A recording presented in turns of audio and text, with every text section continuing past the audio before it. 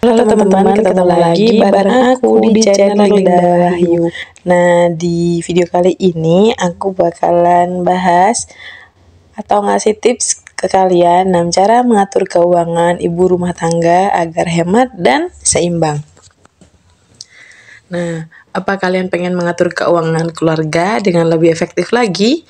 Hari ini aku bakalan bahas cara-cara praktis untuk mengatur keuangan ibu rumah tangga agar kita bisa hemat. Yang pertama, membuat anggaran. Catat pengeluaran dan pendapatan bulanan. Ini sesuai dengan pendapatan kalian ya. Kalau pendapatannya mingguan, bisa dicatat sesuai mingguan. Contohnya gaji, biaya rumah, biaya makan, dan lain-lain. Terus tentukan prioritas seperti kebutuhan pokok, tabungan, dan investasi. Misalnya, 50% untuk kebutuhan pokok, 30% untuk kebutuhan tidak pokok, dan 20% untuk tabungan dan investasi. Jangan lupa juga gunakan aplikasi keuangan untuk memantau pengeluaran kita. Nah, untuk tips yang kedua, mengelola pengeluaran. Jangan lupa untuk kurangi belanja yang impulsif. Tanya diri sendiri, apakah aku benar-benar butuh barang ini apa enggak ya?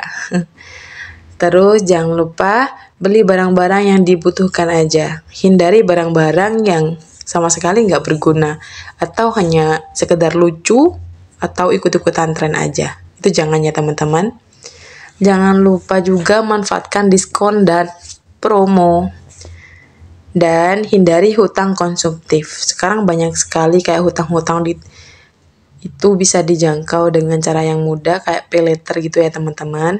Tapi jangan sampai kita menggunakan kenyamanan itu buat berhutang secara konsumtif.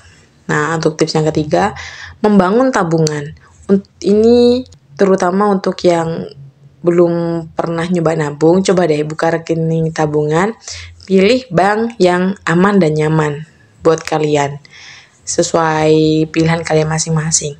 Dan tentukan target tabungan, misalnya 10% dari pendapatan bulanan. Itu kalian mau tabung kayak gitu. Kan sekarang ada transfer otomatis dari rekening utama. Kalian bisa punya 2 rekening, yang rekening utama khusus untuk ditabung, yang rekening satunya itu khusus buat kebutuhan kayak kalian kayak gitu. Dan jangan digunakan untuk kebutuhan yang nggak penting ya teman-teman. Sama kayak poin di atas. Terus yang keempat, investasi. Pilih investasi yang tepat seperti saham, obligasi, atau reksadana. Jangan lupa juga untuk konsultasi sama ahli-ahli keuangan atau teman-teman kalian yang pintar masalah keuangan, terutama yang udah terjun duluan di dunia saham, obligasi, dan lain-lain.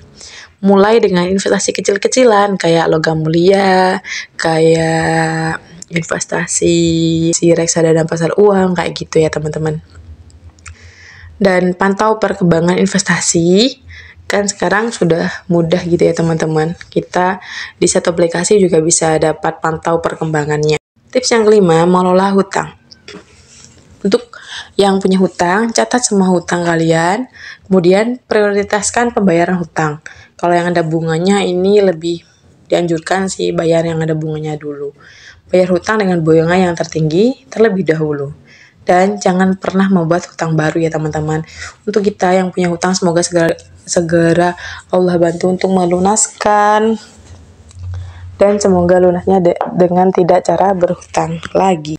Dan tips yang keenam, membangun kebiasaan hemat. Buat jadwal pengeluaran, buat juga daftar belanjaan sebelum pergi belanja. Hindari kebiasaan-kebiasaan boros kayak jajan seminggu bisa 6 kali kayak gitu. Kurang ya teman-teman. Manfaatkan juga waktu untuk menghasilkan uang tambahan. Seperti freelance, jualan kalau bisa buat kue atau masak-masakan gitu.